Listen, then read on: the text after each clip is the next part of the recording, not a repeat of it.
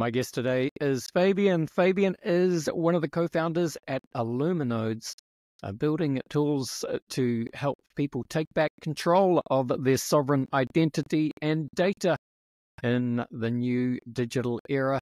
Yeah, there's some fascinating stuff going on. We'll get to all this today. Welcome to the show, Fabian. Well, thank you for being here, Andy. Nice meeting you.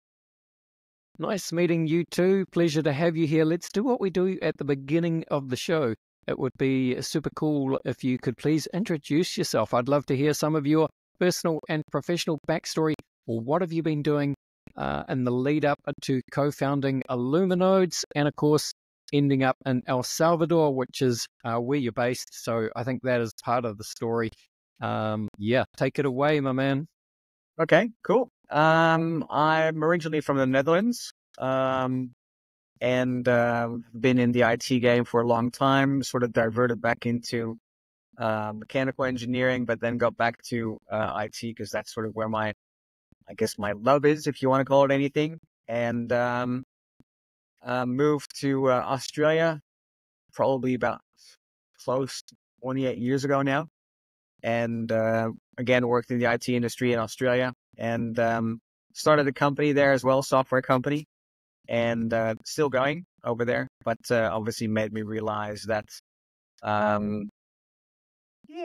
software and the way that technologies evolved is quite it's changed a lot over the last probably decade the most. I think with the coming of social media and the way the internet's run and cloud services and stuff like that.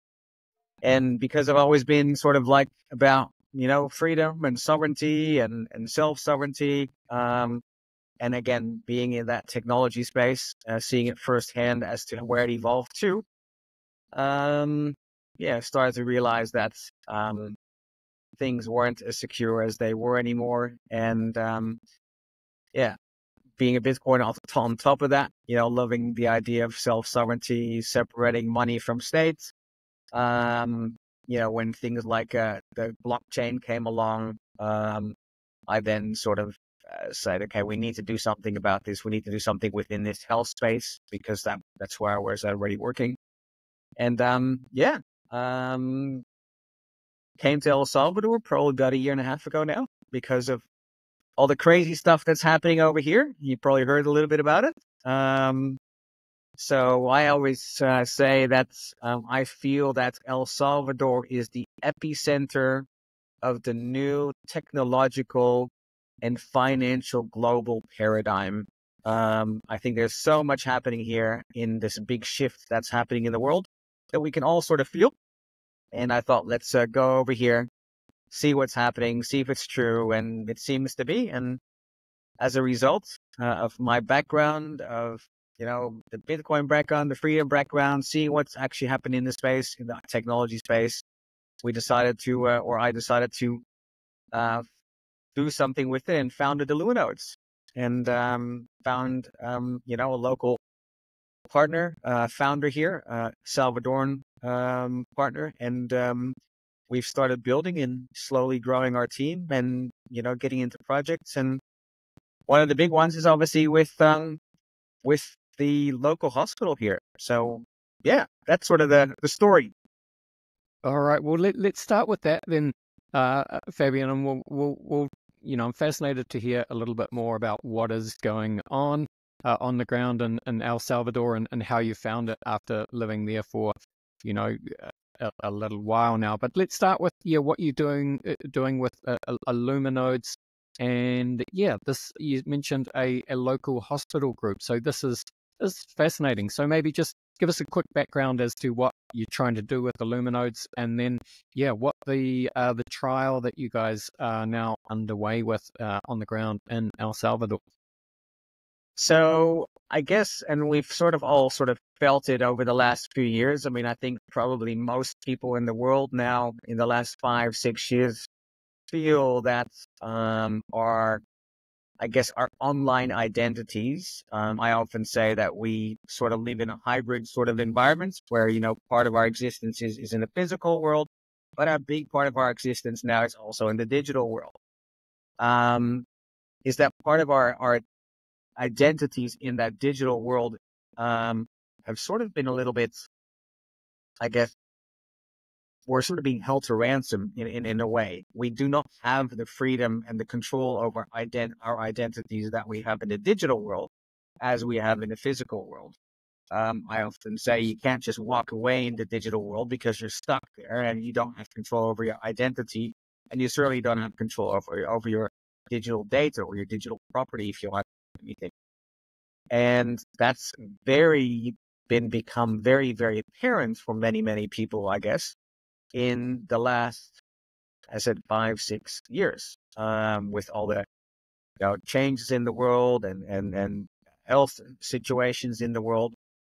And as a result, people are starting to wake up, including myself, and going, yeah, we need to do something about this. So what we're doing is we're building what we're calling the Salud protocol. Salud in Spanish is actually the word for health. And the actual word Salud is like the acronym for, a digital system unique to the individual, decentralized. I mean, I can say it in Spanish, but obviously that doesn't make much sense in an English sort of thing here. But basically the idea is that we're building this protocol that allows a individual to take back control of their digital health identity and their digital health information. I often use this, and you might have heard it before, but I use this as an example. Let's say Joe Blow goes to the general practitioner and says, "Hi, I'm Joe Blow." And the practitioner goes into the computer, looks at, okay, Joe Blow, and says, okay, yeah, interesting. Well, Joe, you need to do this, and you need to do this. And a month later, Joe's dead. And it turns out it was actually the wrong Joe Blow in the system that the doctor was looking at. Because, again, it's the system that actually owns that identity. It's the system that actually controls the information. And that is all centralized in the world right now. And what we're looking to achieve is to give that back to the actual individual, meaning their own digital health identity and and control over their health data. And if they don't like the doctor, or if they don't like what's happening to their data, that they can literally walk away and say, from here on in, I don't want to deal with you anymore, be it a government, be it a company, be it whatever, that they just walk away and can walk away with their actual identity. We're doing that on a protocol called Nostr, which stands for notes and other things transmitted by relays. I don't know if you ever heard of that. But that's a decentralized, open source protocol that is not controlled by anyone. That's not owned by anyone. It's not an altcoin or anything like that. It's literally not owned by any people. It's just a protocol. So we're removing that sort of single point of failure as we develop this technology. We're doing this in the real world with a local Salvadoran hospital.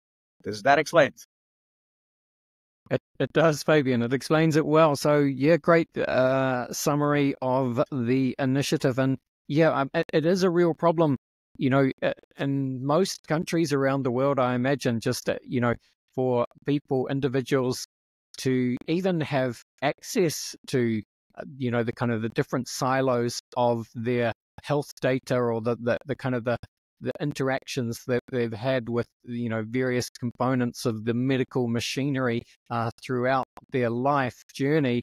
Just compiling that all into one place is obviously a challenge.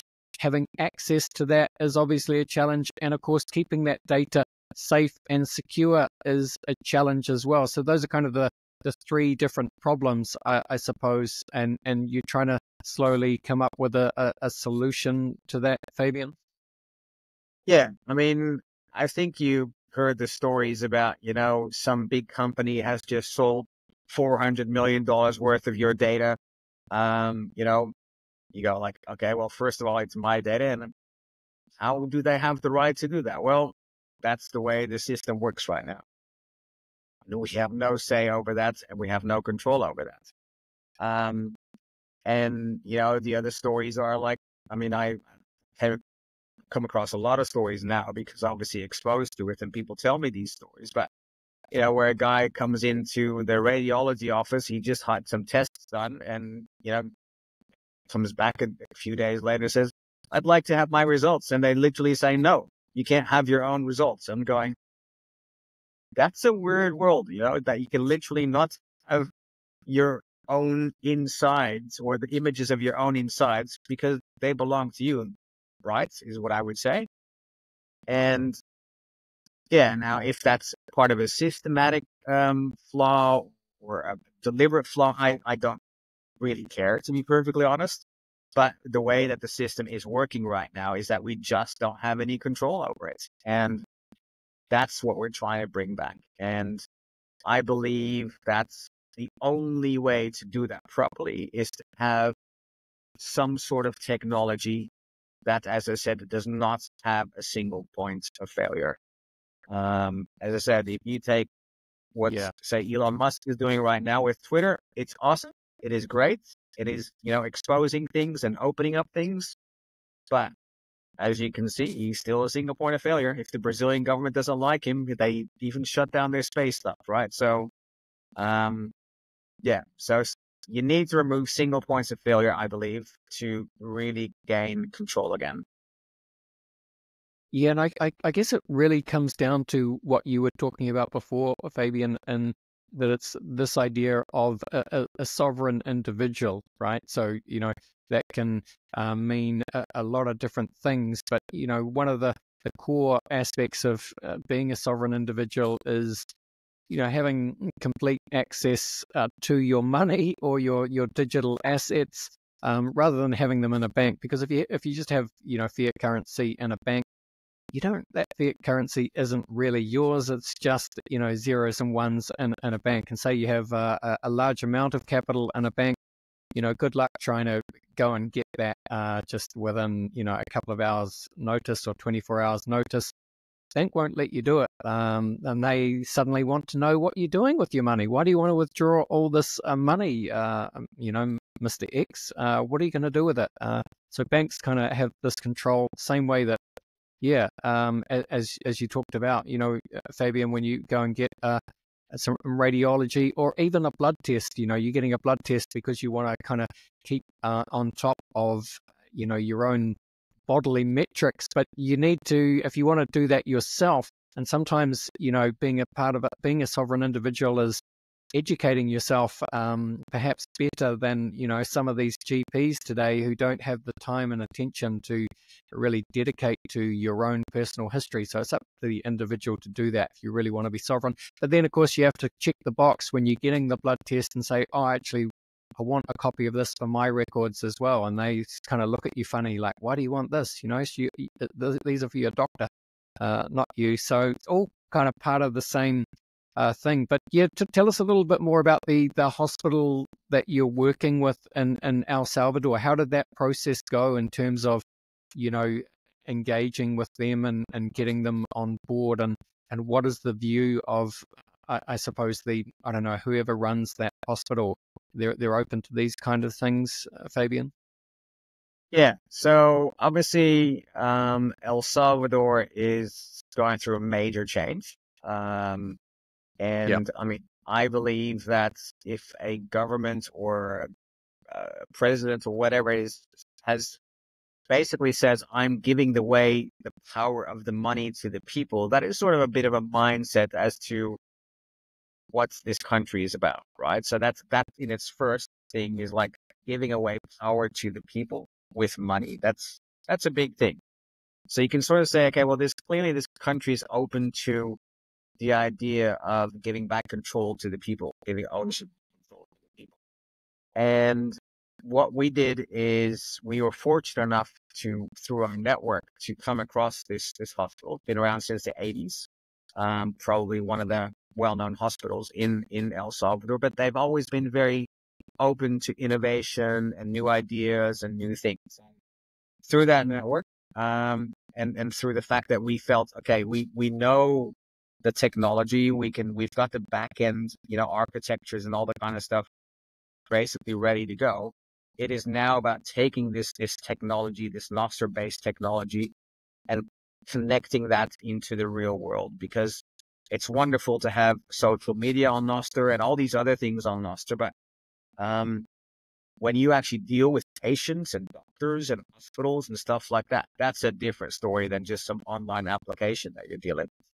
So we realized that we needed to team up with someone in the medical field, within, the real life medical field. And as I said, we were fortunate enough to actually find this hospital who was like, okay, we are future driven, open-minded, etc. And they were also themselves going through things like, if something happens, this centralized software system that we are using now, they can just switch off on us if they don't like us, or if some internet connection is broken, or if this or this. So in other words, they were also experiencing that whole weird scenario where these systems that we are running on today are highly centralized. And, as a hospital and operator in the health space, you are very much also subject to what the software provider or the database provider decides. And they had a few situations like that. So they understood, what this is about. They understood what's being built here. And so we're literally building with them. As I said, the Salute protocol, it's in essence a pilot. What we're doing, piloting the parts of the technology. We finished phase 1, where the hospital and doctors and stuff like that can interact, and we're now in phase 2, where it's about patients, it's about health data and stuff like that. And that's what we're now building and rolling out, and we're hoping that in the next 6 to 12 months, probably earlier, but let's say 6 months or so, that we would have most of the Salute protocol sorted out, and then we can share that with the world, and then the world can just take it and start building with it and do what they want and then go for it. So that's sort of the story there. A very cool part, I think, of what we're building is the integration with a thing called HL7 FHIR. Have you heard of that? I have not. All right. So there is a global standard in how medical information is structured and transmitted digitally.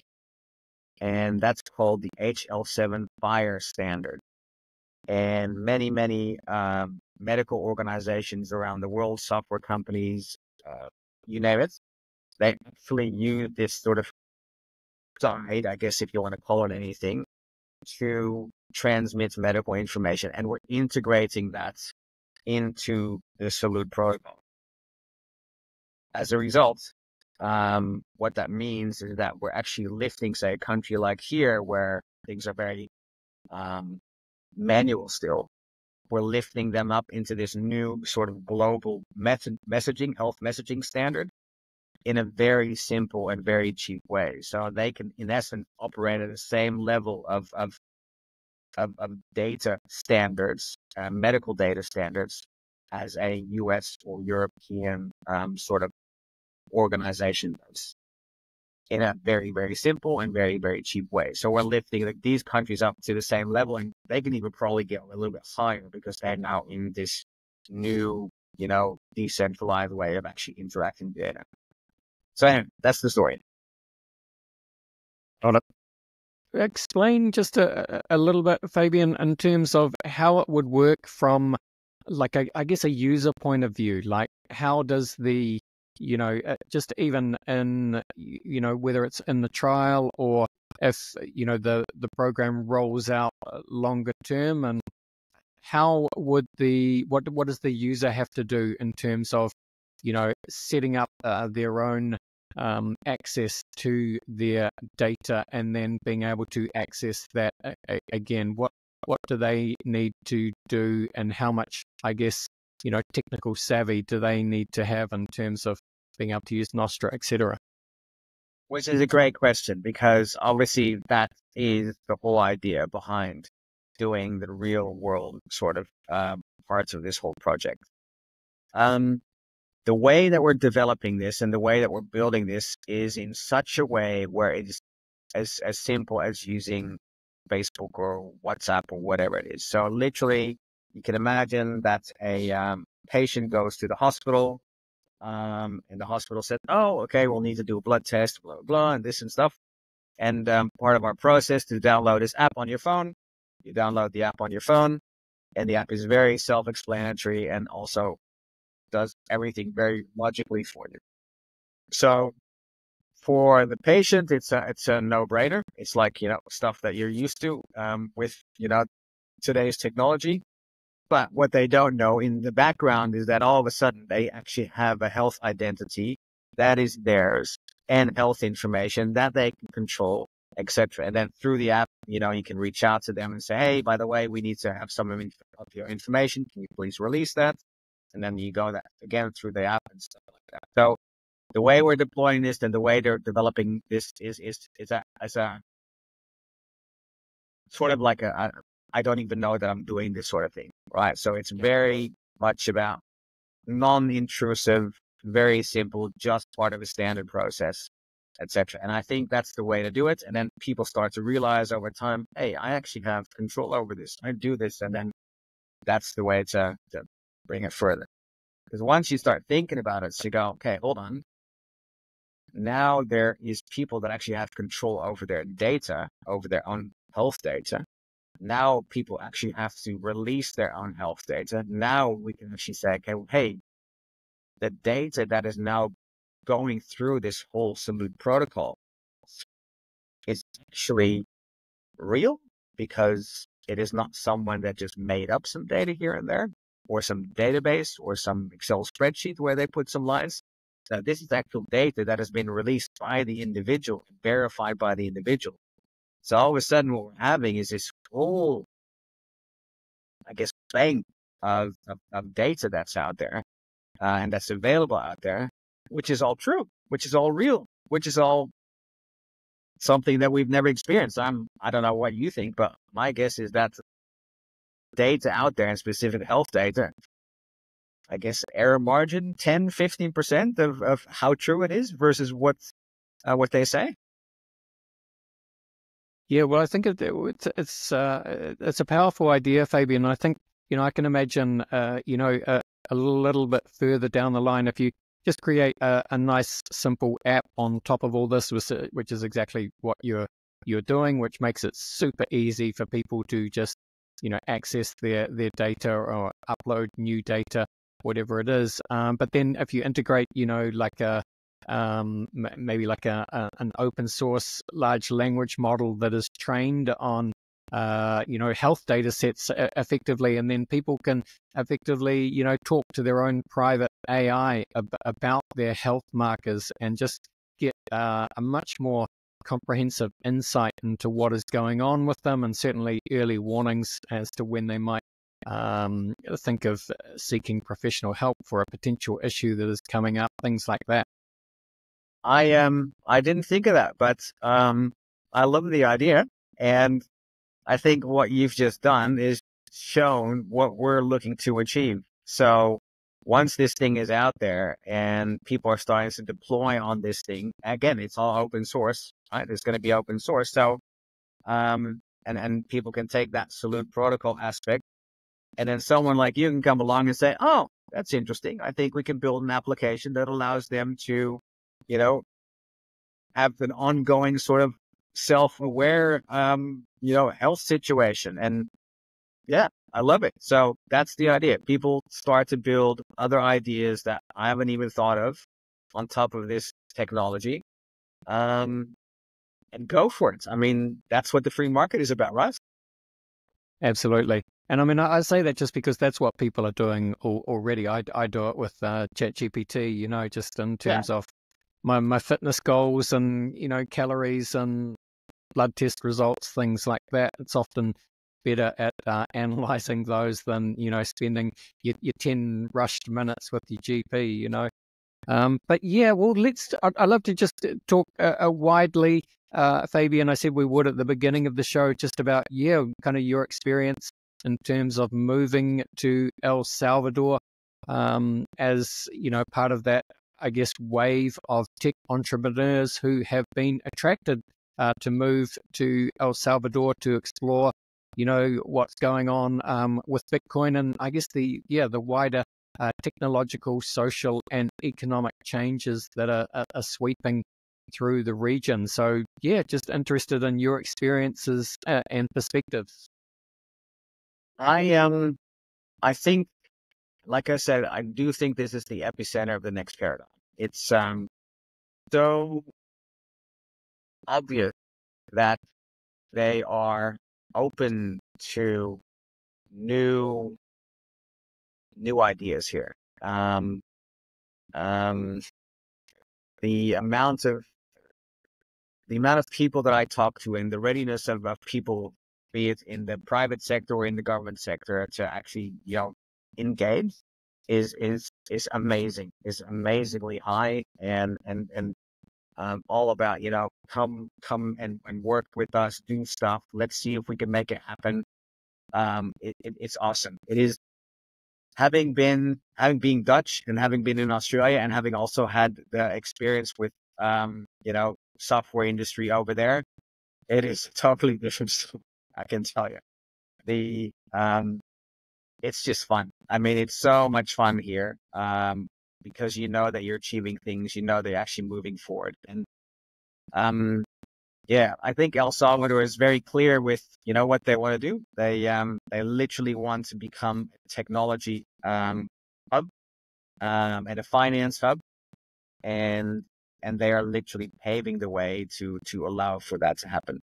On top of that, these people, or the country, the history of the country has been so destructive that there is not much here. So in other words, any small incremental achievement is massive in its results, because if I come from a really, really big low, then to achieve 100% more of what I have is not much, right? I don't need much.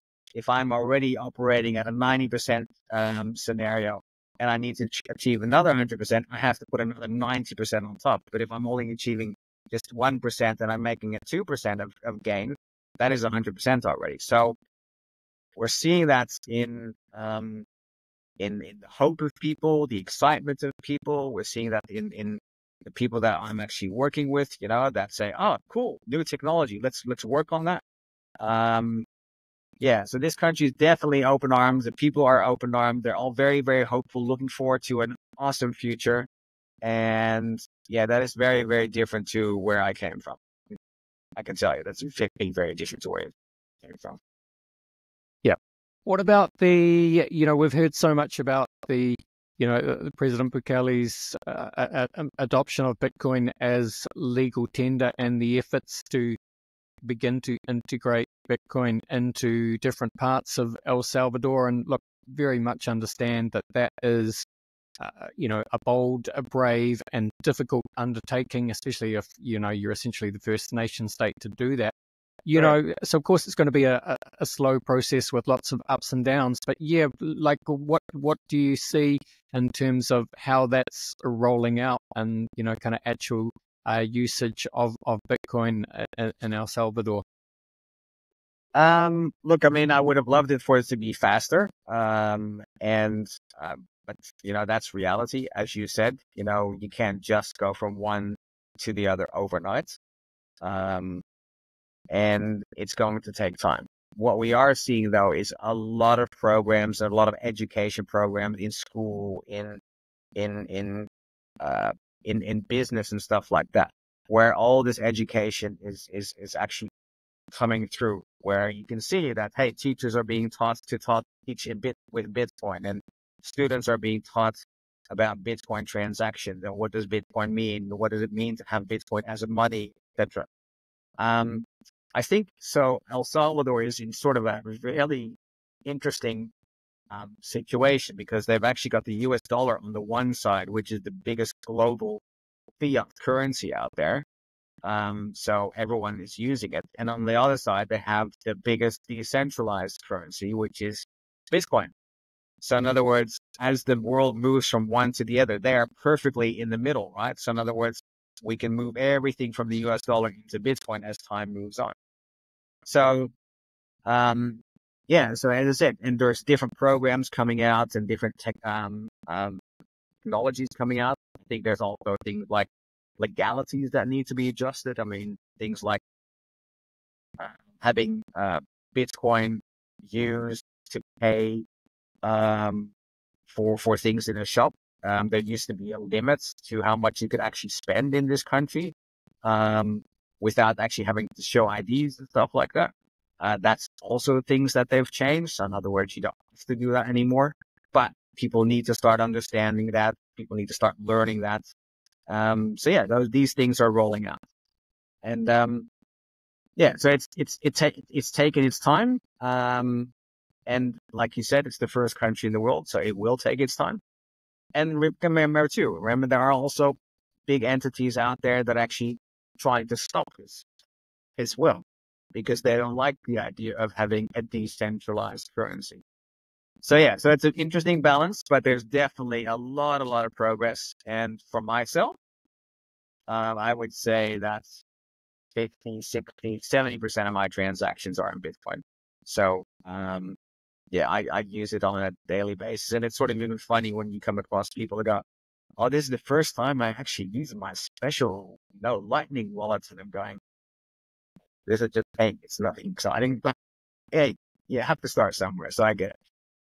Yeah, you have to start somewhere. And look, that is exactly what El Salvador did. So yeah, good on President Bukele. Look, to finish up this part of the podcast, then Fabian, just for people that want to learn more about what you're building with Illuminodes, and the Salud protocol, that hospital trial, just tell people, what they should do and where they should go, and maybe just for any people, tech entrepreneurs, or just Bitcoiners, people listening that are kind of considering making the move to El Salvador. Yeah, what are the pros and cons there, Fabian? If you are an entrepreneur and you are looking for next generation thinking and next generation technology development, then this is definitely a place to be. Absolutely a place to be. From our perspective, we're always looking for help. Again, this is open source stuff. So always looking for funding. We're always looking for people to help us out. And yeah, you can obviously reach out to us via, Twitter at Illuminodes, or on Nostr. You can find us on Illuminodes as well. And yeah, very keen to be talking to people and coming up with other ideas. I'm actually getting, people reaching out to me and say, oh, I'm from here and I'm from there, and we have this particular situation. Would love to have something like what you guys are doing over there in our country. So I definitely get people reaching out and saying, yeah, what you guys are doing is awesome, and love to see something like that implemented. The good thing, as I said, it is open source. And as we move along, this is going to be all available to everyone, for everyone to build on. And yeah, so hang tight and even contribute right now if you want. So you can definitely find us, and we'll definitely listen. Yes, indeed. Illuminodes.com is the website. People, link is in the show notes. Well, it is time to begin to finish off the show, Fabian, and we're going to do that by running you through the very famous Crypto Conversation hot take round. Are you up for it? Sure. I'm just going to run some questions at you, Fabian, and I want you to give me your honest hot take style answers.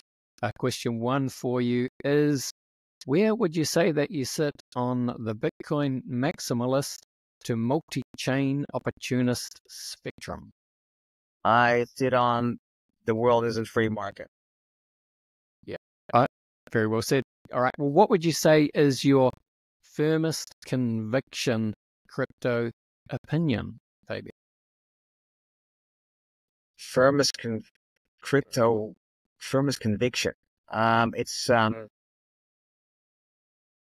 It's revolutionary. Yes, indeed. Crypto is revolutionary. Couldn't have said it better. Bill Gates famously said that we tend to overestimate what we can accomplish in 2 years and underestimate what we can accomplish in 10. With that in mind, 10 years is a long time, but anything you like here. El Salvador, Bitcoin, or, what you guys are doing with Illuminodes and medical data? What does it all look like in 10 years' time? I think El Salvador is going to be a major player financially and technologically. I think Bitcoin is going to be a very big part of the global financial infrastructure. And my hope is, and I'll say that the Illuminodes work with the Salute protocol will be well underway and lifting a lot of developing countries into a whole new level of medical partaking, and probably going to become a competitor to the existing establishments. I like it. All right. William Gibson famously said that the future is already here. It's just not evenly distributed.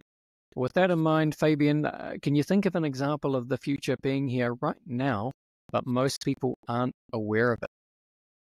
I think the Nostr protocol is so unbelievably revolutionary that it's going to change the way that we see and interact with data. Because it is locked up by owners and because it's controlled by the people that actually own it, it's going to change the way that data is perceived. And one thing I realized probably a couple of weeks ago is by using this, we're actually going to democratize data itself, because no longer is data centralized and held hostage. It is now equally owned by everyone because they actually own their own bit of data in the world. And that in itself, if you start thinking about what that means, it's very revolutionary. I love it. Very revolutionary indeed. And it brings us nicely to our final question, which is, what is your favorite science fiction? A book, a film, or TV show? Oh, I'm a Trekkie. Total Trek. Absolutely. All right. Yeah. Shout out to the Trekkies. Star Trek. Any particular season, generation? I'm definitely a Next Generation fan. I like the idea of a great world where technology is prevalent, everyone's happy, we are all achieving, and we're all generally at peace. That's sort of, I like that. I guess I'm a very positive person in this. Yeah. Yeah. And yeah, I mean, what I love about, and the cool thing about Star Trek is, yeah, they just, it's just the kind of utopian science fiction. Exactly. Look at the future. Yeah. All right.